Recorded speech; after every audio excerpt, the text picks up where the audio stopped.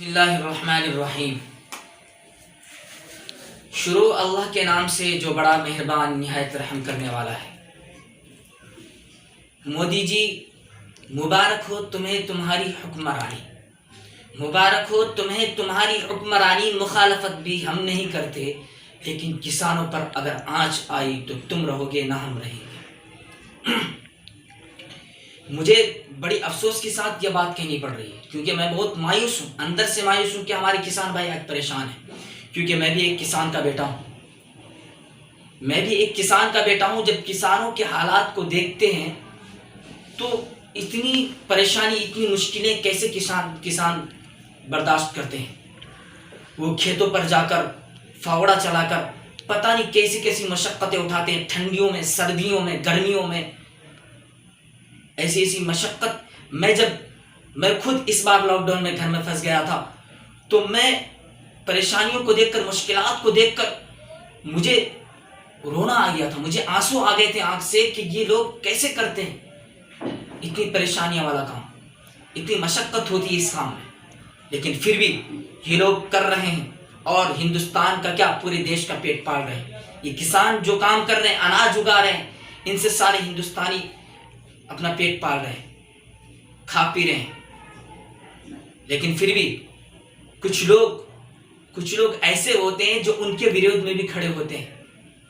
मैं किसी और की नहीं, किसानों की बात कर रहा हूं, क्योंकि किसानों के विरोध में वो लोग लगे हुए हैं जो भाजपाई से हैं, और कुछ तो मेरे पत्रकार, मीडिया वाले भी, जो बीकेवी मीडिया है, जो पत्रकार है, वो लोग भी इसके विरोध में खड़े हो रहे हैं। मैं आप लोगों को बता दूं, रोहित सरदाना, अमीश देवगन, ये बड़े बड़े पत्रकार कहलाए जाते हैं, हिंदुस्तान के देश के सबसे बड़े पत्रकार कहलाए जाते हैं ये लोग।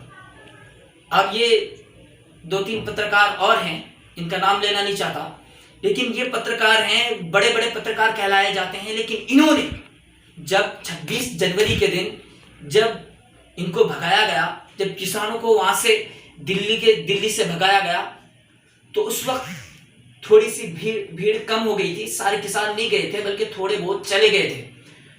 तो ये खुशियां मना रहे थे, जश्न मना रहे थे कि यहां से अब आंदोलन खत्म हो गया, सारे यहां से चले गए। लेकिन फिर भी एक राकेश टिकैत की एक आंसू ने उन सारी भीड़ को फिर इकट्ठा कर दिया और सारे लोग जमा हो गए। क्यों? आप लोग, ये सरकार ये बात जानती है कि एक आदमी के रोने से, एक नेता के रोने से सारे अवाम भीड़ इकट्ठा कर सकते हैं।